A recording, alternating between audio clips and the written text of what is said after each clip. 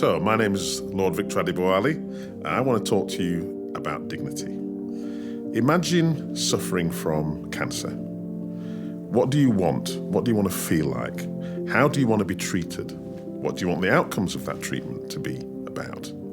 Dignity is about having those feelings and those desires respected. It's about feeling human with other human beings. Imagine what it must feel like to have dignity denied.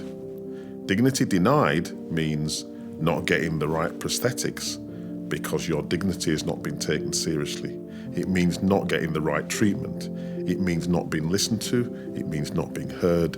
It means perhaps feeling as though prejudice is at play in your interaction with treatment. Dignity in care is everything.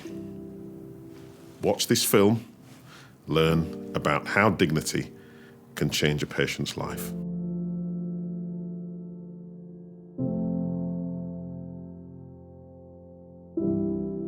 During my treatment, I developed lymphedema and was assessed as requiring a lymphedema sleeve.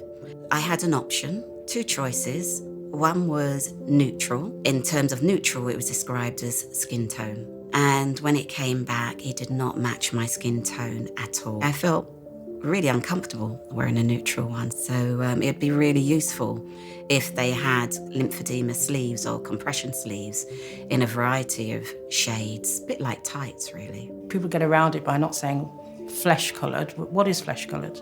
You know, flesh-coloured is not necessarily my colour. Sand-coloured, that's all we have.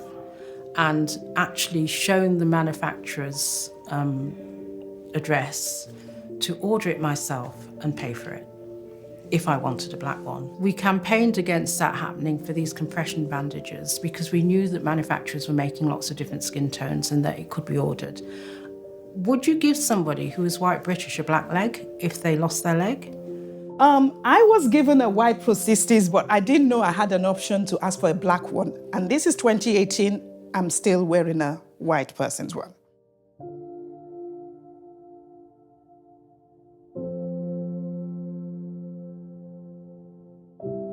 Just before I started chemotherapy, I was referred to a wig clinic. I went, quite enthusiastic about it.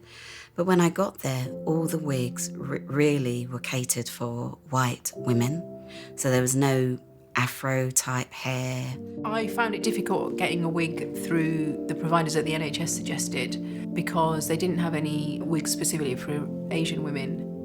You know, the lady who came along to the initial consultation had blonde wigs, and she was saying just try one on for size. What I'm doing on a daily basis is speaking to a number of individuals about their totally unique journey and how we can help them along their way. Often there are barriers because at the first point of being offered a service, it's something doesn't look how they need it to look. So for example, an advice booklet handed to somebody about a wig supplier, if they haven't got white skin and it's full of pictures of ladies with white skin with Caucasian wigs, immediately that woman might think, oh, I've got afro hair, they're not going to do my hair type. Now maybe that supplier does actually do a whole range of wigs suitable for everybody, but you see at that first point, if the leaflet to them doesn't show it, they won't even ask. So I think it's about making sure that the services we offer do open up and offer a variety of supportive items like a wig to people from whatever cultural background they're from. It made me feel like I wasn't being catered for, that they hadn't given enough consideration to, black women when they lose their hair, that for them to have something that actually suits them, as opposed to them having to go out and purchase their own wigs from private hairdressers. So a good example that I've learned is that not to make assumptions. So for example, I might have a lady sitting in front of me that's got a headscarf on, and I might assume that she might be from a certain cultural background or faith group that cover their heads, Or maybe she's just covered her hair today because it's raining. So I just ask questions.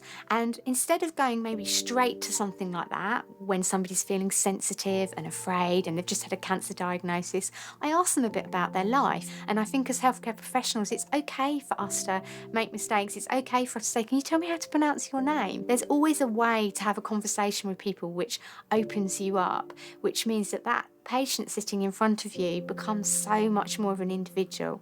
And by doing that, I think that's how we can really tailor to people's needs.